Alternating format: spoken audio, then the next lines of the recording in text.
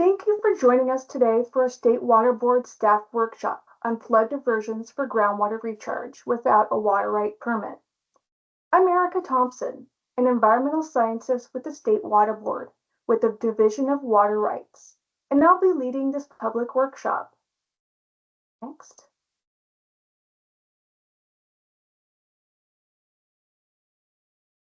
Before I introduce our presenters, I want to remind attendees that this workshop is being recorded. For those unable to attend today, we will post a link directly to this workshop to our flood diversion webpage. You will also be able to find it when available by going to the SWRCB YouTube page. A note on procedure. Cameras and microphones will be turned off to prevent unexpected interruptions. We'll run through all of the presentations in full. When all presentations are finished, our speakers will be available to answer questions posted in the chat.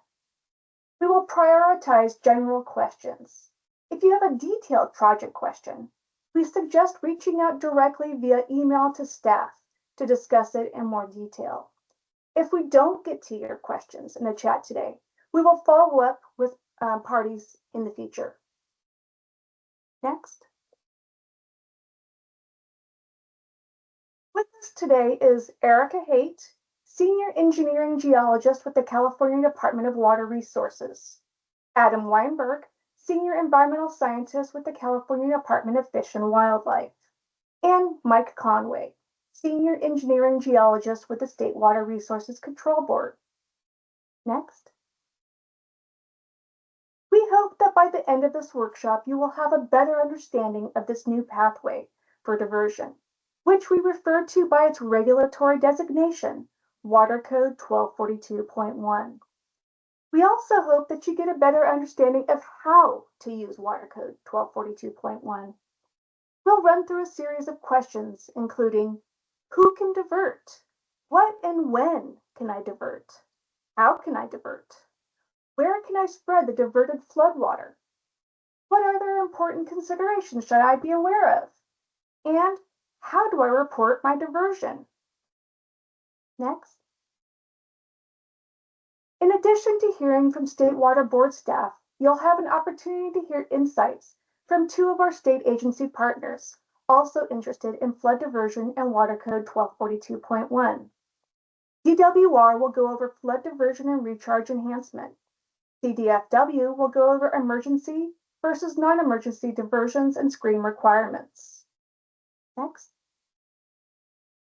Here's a brief history of the actions that led to the adoption of Water Code 1242.1. This new code section was added after two executive orders, N423 and N723. EO N423 was issued by Governor Newsom March 10th in the wet water year 2023, during a period of extensive flooding. This order allowed the use of floodwaters to recharge groundwater aquifers and suspended pre-existing permitting and secret requirements. The order included conditions and required initial and final reporting of diversions. EO N423 was set to expire on June 1st, 2023. On May 17th, 2023, a revised executive order N723 was issued extending possible diversions until August 31st, 2023. Meanwhile, very similar requirements were proposed in Senate Bill 122. SB 122 was ultimately adopted as Water Code 1242.1 through 3 on July 10, 2023, and authorizes diversions until January 1st, 2029. A few changes to highlight throughout the evolution of these flood diversion pathways include ag land conditioning and requirements which include noticing, initial, and final reporting. It's important to note that none of these pathways offer a water right. We talked about how EO N723 ended August 2023. You may ask, how long does Water Code 1242.1 last? This code section will allow for diversions until January 1st, 2029. This new water code section seeks to aid in restoring groundwater levels which were depleted from over-reliance during a long period of drought conditions. 1242.1 is expected to help expedite recharge actions during times of flooding because it suspends pre-existing permitting and SWRCB requirements and clarifies how flood management can recharge aquifers. Next. Let's start working through that list of questions I mentioned earlier. First, who can divert under Water Code 1242.1? There are no restrictions as to who can use Water Code 1242.1. It can be anyone. Common users might include a farmer or a water district. Floodwater diversion doesn't need to be limited to the local entity that identified the trigger conditions. The key is that diverters must comply with all conditions in 1242.1, including the reporting requirements. As a practical matter, to divert, a party needs access to the physical diversion works in areas of land where the water will be recharged. That means the diverter is either the landowner or has permission from the landowner. Next. What can I divert? Water Code 1242.1 is focused primarily on surface water, which may come from rivers, streams, and lakes. The water targeted for diversion must be a flood flow. Next. When can the party take this surface water? There are two important considerations. Let's discuss the first one. Floodwater diversion may only occur when the local agency has an active public notice that there is a risk of flooding which may cause an inundation of lands, roads, or structures. The local or regional agency must base its determination of potential flooding on a local or general plan of flood control. How do you find these determinations? We advise that you reach out directly to your local flood agency or the local entities involved in your area's general plan.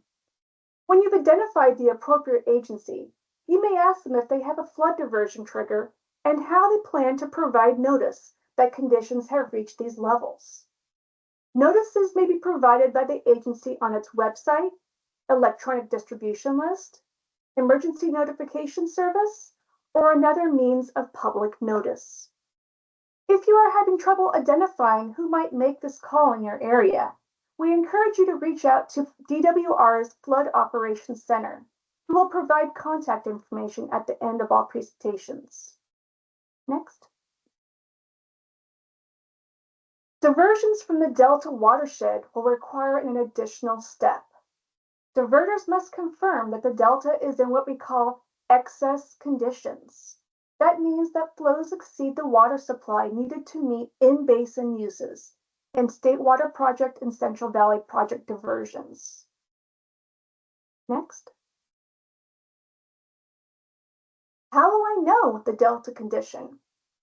Daily Delta conditions are available through the website link shown here, which is managed by DWR and updated daily. The green arrows in the picture point to the condition for the day. In the example, you see the condition is balanced, which means the diversions would not be allowed on this day. You are looking for excess or excess without restrictions prior to initiating diversion. Next. Your next question may be, how do I get the water? You'll need to physically take the water out of the stream, river to be considered diversion. The most common way to do that is with a pump.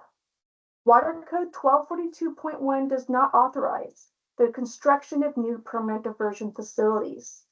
Diverters must use temporary pumps or existing diversion facilities. While screens are not required to be installed at existing facilities, temporary pumps must be fitted with screens to minimize impacts to aquatic species. Our CDFW colleagues will share more about these requirements later in the presentation. Now that you've taken the water out of the stream, how can you get the water into the groundwater basin? Water Code 1242.1 does not allow for the construction of new recharge facilities, such as a new recharge basin. Diversions must make use of existing facilities. Next. I want to point out that some lands are not suitable for recharge. For instance, flood diversion water should not be applied to areas that may cause water quality concerns or damage infrastructure. The code provides direction on the types of areas that are excluded. These areas include specific confined animal facilities, ag fields with known nitrogen contamination issues flagged by either the State Water Board, your local regional water quality board, or your local ag coalition. If you are a landowner, you are likely aware if this situation is relevant to your properties. If you are unsure, contact your local ag coalition. Next. There are areas where you may not spread diverted water. These areas include areas that contain critical infrastructure that may be damaged by inundation, agricultural lands that have not been used in the last 3 years.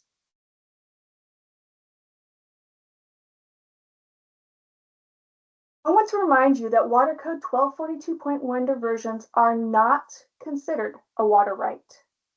Some GSAs may choose to establish a crediting program. The Water Board does not maintain a list of GSAs that have crediting programs. Contact your specific GSA to find out if they currently have a program. Please see our flood diversion website for additional information. Our flood diversion frequently asked questions will be available on our website soon. Next. I'll go over the reporting forms you will need to submit if you decide that 1242.1 is something you'd like to use. The person or entity making the diversion for groundwater recharge files all of the following: a notice within 48 hours before or after diversion begins. This is different than the notice of the land agency that you relied upon to start and stop your diversions. A preliminary report no later than 14 days after diversion begins. And a final report no later than 15 days after diversions end. Next. Here's a simplified timeline showing the order of each report submittal.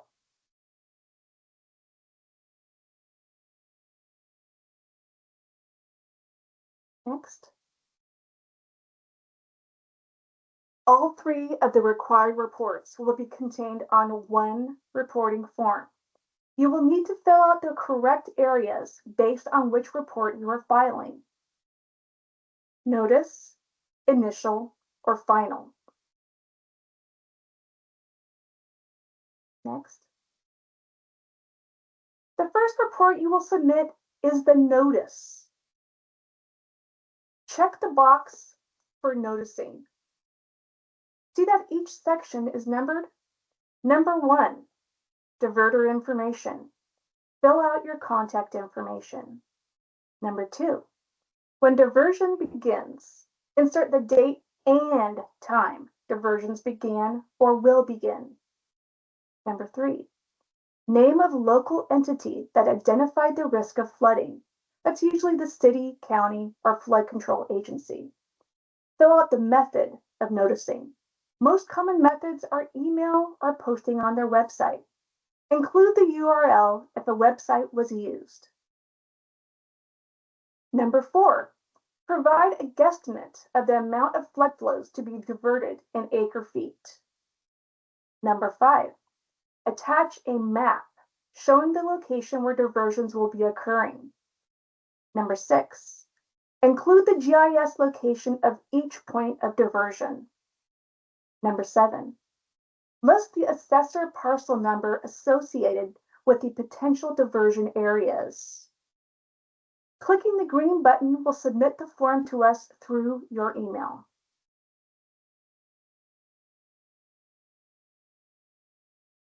Next. Initial. Check the box for an initial report. Number 8, diverter information. Fill out your contact information. Number 9, fill out the date diversion began. Number 10, provide an estimate of the amount of flood flows diverted as of the report submittal date. Number 11, provide the estimated acres where diversion is occurring. Number 12, list the entity that identified the flood risk. Number 13, list your GSA and date you will notify them that you are diverting flood flows. Fill out the self-certification area by checking the appropriate boxes. Clicking the green button will submit the initial report form to us through your email.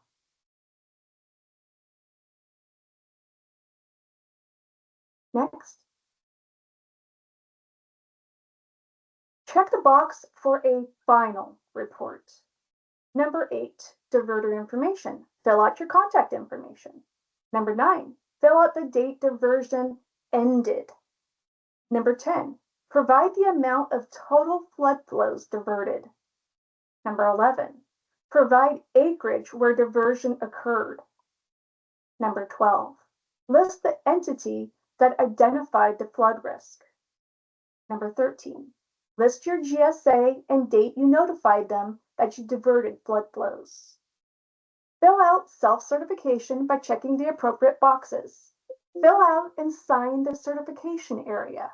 Clicking the green button will submit the final report form to us through your email.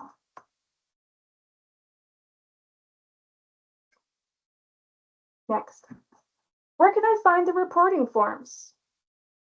So this is our flood diversion website with many tools available to help diverters better understand Water Code 1242.1. The red arrow indicates the quick link to access the form that you'll need. We went over the basics of each form you will need for reporting your flood diversions.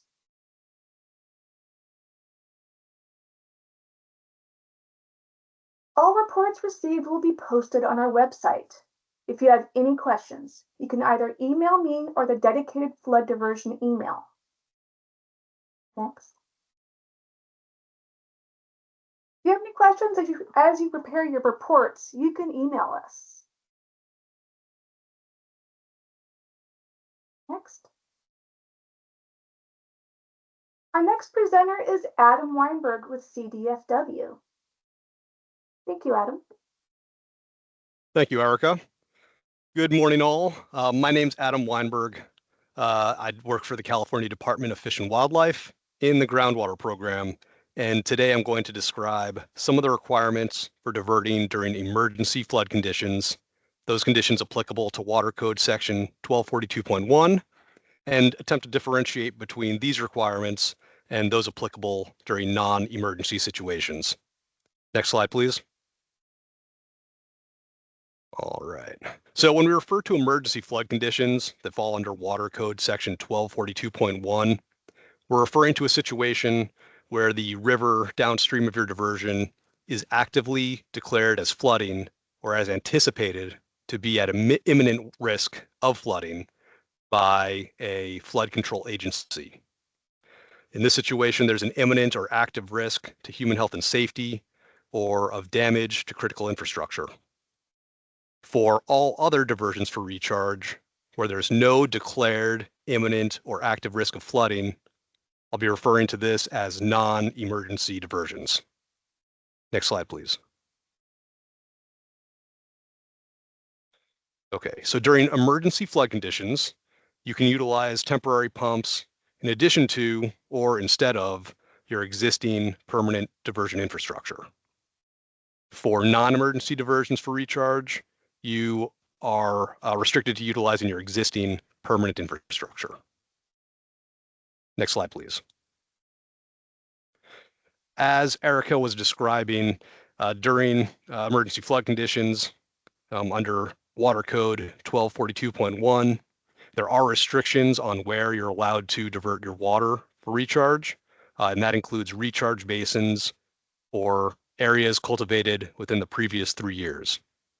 The rationale for This limitation on the cultivated areas is that we're avoiding the diversion of water onto land that is more likely to provide habitat for wildlife. So again, you're looking to divert water into recharge basins or areas that have been cultivated within the previous 3 years, with the other limitations that Erica described earlier. Next slide, please. So I understand that this is a topic. The screens has been a source of some confusion. So I'm going to try to explain this as clearly as I can. During emergency flood conditions, you can utilize your existing permanent diversion structures as is, and you can also utilize temporary pumps. If you do choose to use temporary pumps, you're required to install a simple off-the-shelf screen at the pump inlet. The minimum requirement for this screen can be referred to as a strainer or as a debris screen. And CDFW does not review the designs for these screens. During non-emergency situations, you're again required to utilize your permanent diversion infrastructure, presumably with site-specific fish screens that have been approved by CDFW via consultation. Next slide, please. So as I just explained, the only requirement for temporary pumps during emergency flood conditions is a simple off-the-shelf strainer or debris screen. But we did want to highlight that there are other more sophisticated screens that you may want to consider. As you see in these pictures, these screens, these examples are self-cleaning, and they're also more robust. And combined, this makes them less likely to get clogged or to fail. They can be expected to be more expensive and may require pump-specific designs that will require some advanced planning, but they do convey certain advantages that you may want to consider. Again, these sophisticated screens are not required, but you may want to consider them for your situation. Again, the only requirement for temporary pumps screens is a simple strainer or debris screen, and CDFW does not want to review any of these designs, even for the more sophisticated screens. Next slide, please. Finally, regarding consultation, during emergency flood conditions, you do not need to consult with CDFW about your diversions. And for non-emergency conditions, you will be consulting with us as a requirement of your water right permit. This is all the content I had for you today. Thank you. Thank you, Adam, for that clarification. That was very helpful. Our last presenter is Erica Haight with DWR. Thank you, Erica. Hi, all. I'm Erica Haight, a senior engineering geologist at the Department of Water Resources. And I'm going to be talking about DWR's flood diversion and recharge enhancement efforts, which will highlight some flood diversion and recharge in action and give a few key takeaways that we learned while implementing these projects. Next slide, please. So the temporary flood diversion equipment and recharge enhancement effort originated during the Tulare Lake flood emergency. DWR was performing extensive outreach to over 50 local agencies in that region to understand the challenges and identify opportunities to diverting more flood water off the local waterways to help protect communities and capture the flood water for incidental recharge. Two primary needs emerged from those outreach efforts. That was the need for additional temporary diversion equipment, as well as creating more places to put the floodwater. So DWR was able to put in place 6 emergency contracts with local agencies that funded 30 temporary pumps and 1 siphon to divert more floodwater, and as well as assisted with land clearing activities to help prepare more areas to put the floodwater in the future. So that 2023 effort diverted roughly 10 to 15,000 acre feet from the waterways and cleared 291 acres of land. This is just a small percentage of the local diversion efforts during that emergency, but did create additional flood risk reduction benefits, as well as drought mitigation benefits by taking that floodwater and recharging the local aquifers. And it also served as a good example of the result of partnership and creativity between the state and local agencies. Next slide, please. So based on the success of the 2024 or 2023 effort, DWR secured additional one-time emergency funding to expand the effort. And so the Flood Diversion and Recharge Enhancement Initiative launched in December of 2023 to try to take proactive action to increase local readiness for flood diversions. So the goal of this initiative was to continue to work with local agencies for to implement similar activities such as the temporary pumps and land clearing, but also expand the types of activities that we could assist with and expand the areas that DWR could support. The 2024 contracts also provide assistance over multiple winters through 2026. So priorities for this expanded effort were projects that were shovel ready, provided flood risk reduction in high risk areas, subsidence mitigation, areas with recharge potential, and benefit to underserved communities. So after additional outreach, 14 emergency contracts were executed with local agencies, and activities include constructing temporary flood basins, temporary flood diversion equipment, rental or purchase, and that includes pumps, siphons, and protective screens, temporary conveyance improvements, and land clearing activities. Next slide, please. This is a map showing the participating districts in the 2023 efforts, as well as the districts participating in the 2024 efforts. 4 of those districts are returning that participated in 2023 and then returned for 2024. So while the 2023 effort was focused in the Tulare Lake region to help address that emergency, the 2024 initiative has expanded throughout the Central Valley. So activities for these projects are underway and or ramping up for the upcoming winter. Next slide, please. Some key takeaways that we learned in the 2023 and implementing 2024. Early planning is crucial.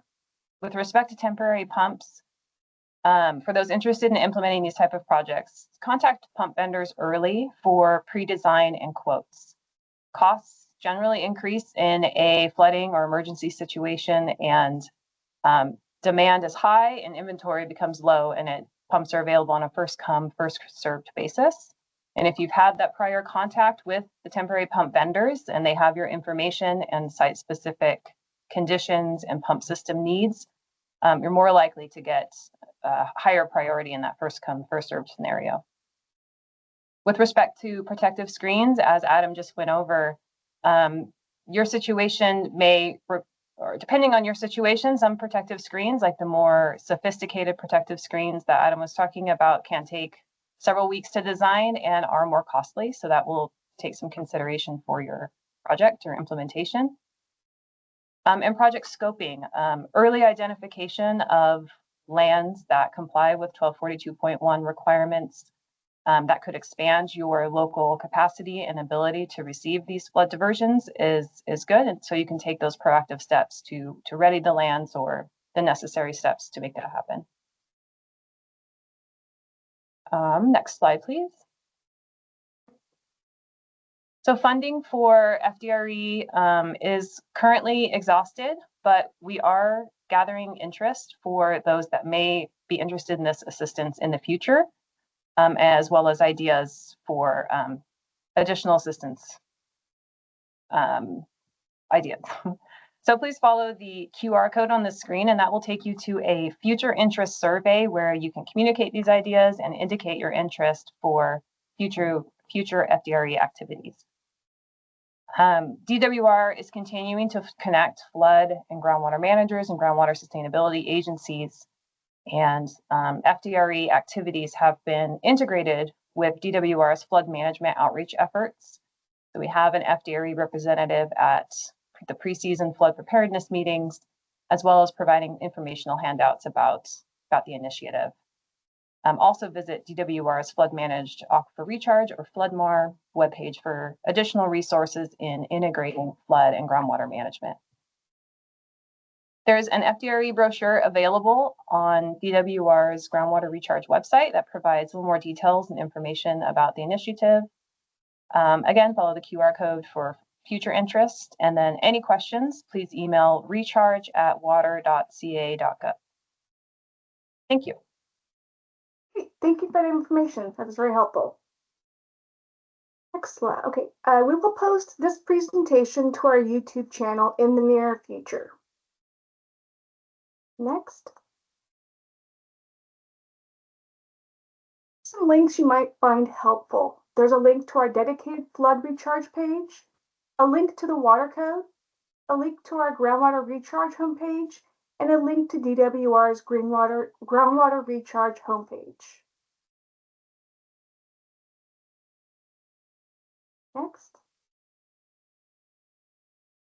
If you have any questions about what was presented here today, please submit your questions to me, erica.thompson@waterboards.ca.gov. The presenters are available to answer questions posted to the chat. Thank you. Hi all, this is Mike Conway from the Division of Water Rights. I do see a number of questions in the chat. A lot of them are very good questions, which I think we'd like a little time to think about and respond to. I was gonna see if there's anything easier. A couple of thoughts. There's one question from Stephen up here about 48 hours pre-diversion notice. How does that commingle with the delta excess condition the morning of?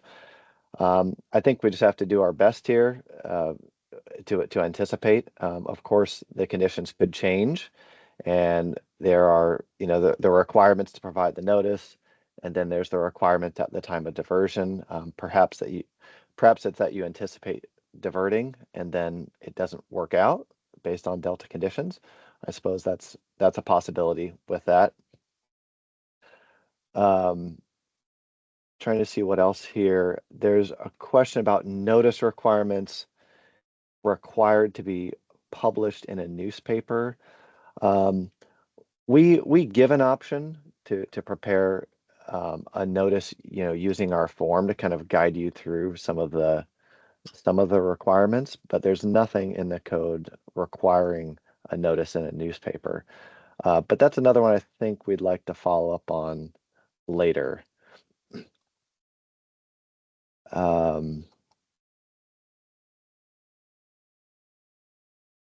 We note here this question about someone's own cultivated land. It hasn't been used in 3 years, could eliminate some recharge lands. We're aware that this is a narrow, it has a narrow focus, this water code section, and it may eliminate some recharge lands. Again, we're trying to convey, what we read in the code and how we're trying to interpret it right now. And as it stands, the 3 years is one of the, important requirements here. There's another question here about water being subject to other rights. And again, my instinct with that one is this is intended to work outside of water rights. There's nothing about this that is a water right. It's also not intended to infringe on water rights because it's predicated on the idea of an emergency. So we're really working outside of the water rights realm here. I think the protection for the other rights in the system is built upon this identification of an emergency and a notice of a flood control entity. I think that's what's really important here to protect, the potential for injury to other water rights. Let's see here. Again, I'm just trying to pick off some of the questions that look a little more universal and a little bit easier, but I think we will be planning to get back to everyone here with some of these questions, but we'd probably like a little time to just be a little more thoughtful with our answers. And Mike, I got a few questions here about will we be posting these questions and answers later? I Yes. can post those on the flood diversion webpage. Yes. Okay, great. And another note, we're also working on a frequently asked questions document, which we're planning to release within the next few weeks or so. And so that may also be helpful to provide some practical advice about some of these very questions here.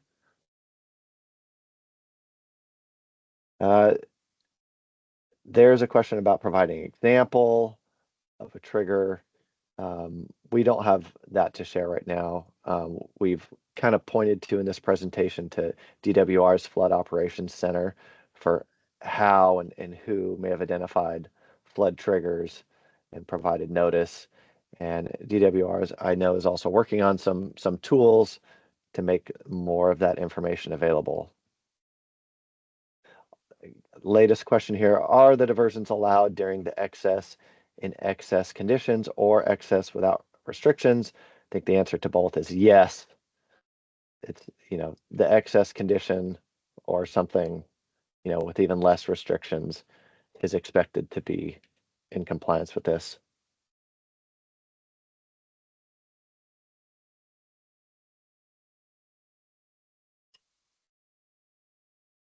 So notice from a downstream agency.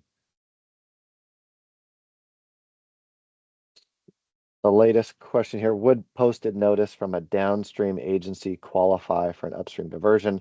I think yes, I think that is how it is intended to work, that there's an issue downstream and that the diversion would have the potential to help alleviate that concern downstream. So I think the answer is yes, that is how it's intended to work.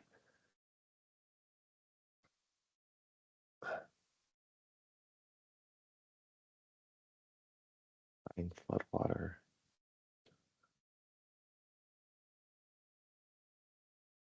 There's some other questions here that I think we would probably take our time, to respond to. Thanks for your patience in this.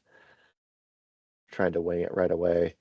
If there's any other sort of immediate questions anyone can think of.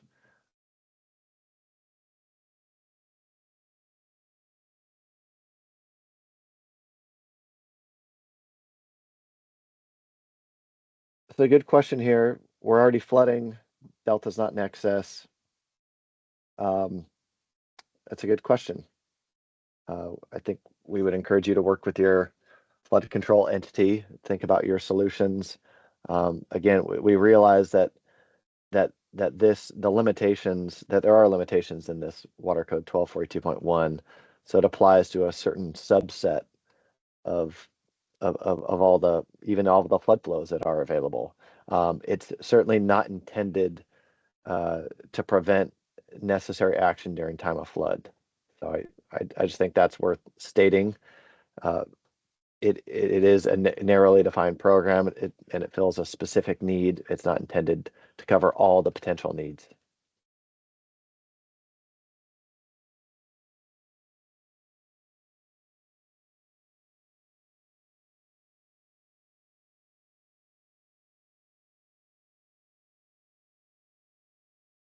I think there's another question about 3 years and fallowing. I think that's another sort of difficult discretionary one. Again, the water code says 3 years, and as CDFW reiterated, the 3-year is kind of the benchmark for, it's the line they've decided to draw in this code for where species concerns and impacts could be significant. So, but we realize there could be some discretion in exactly how you're defining that 3 years.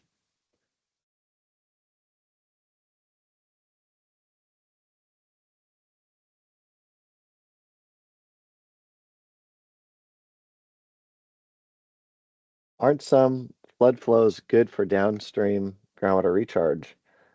I think that's a good point. I think certainly, and again, this is built on the assumption that there is a downstream notice of flooding and imminent threat.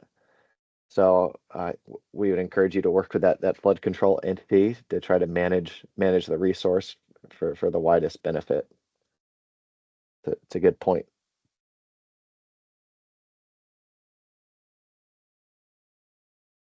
There's a question about other solutions for high flows. I think we would use that question just to point out there are opportunities, other ways to get water. There are permitted options. For instance, we encourage you to reach out to us if you're interested in finding other ways to take water. This presentation is being partly offered here by the Division of Water Rights, and we work in issuing water rights permits, and we encourage you to reach out to us if you're seeking something that may require a permit that's outside of this. If you see things in this that don't meet your needs, you should reach out to us and we can discuss how to find a solution to what you're looking for. Maybe there's a permit option available.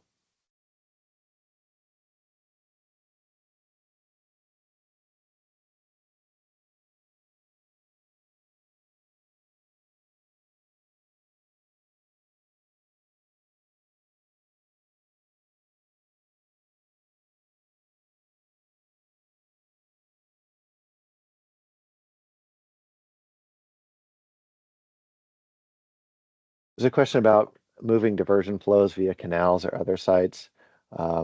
We have had some discussion about that. We realize that some of the opportunities to take flood water might be behind, let's say, initial diversion structures and not necessarily from main stem creeks or rivers.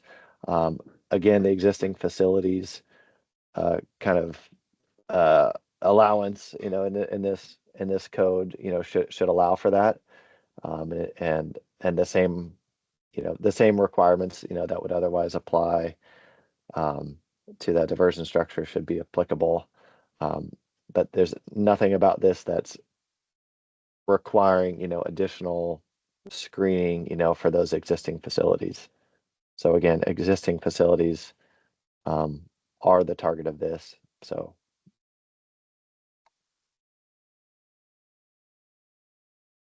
thank you, Michael, for the answer in the chat about emergency plans. My creek are diverted.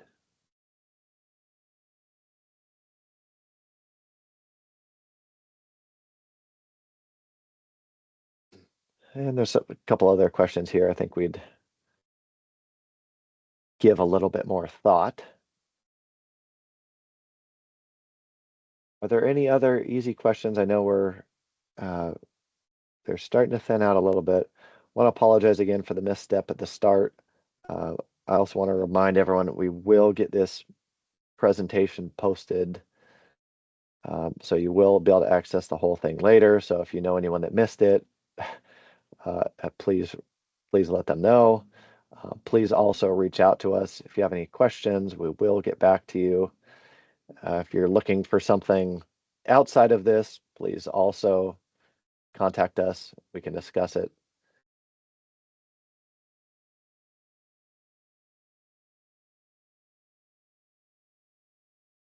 Not seeing any other easy questions at this point. I think we're going to go ahead and end the presentation. Again, thank you all for joining us. Appreciate all your patience. I hope you got some useful information out of this. And again, we'll plan on posting this presentation. We're also planning to release some frequently asked questions to help better understand navigating this code sometime soon. And we're always available for questions outside of this, via email we've listed throughout here. And please keep in touch. Thank you all very much.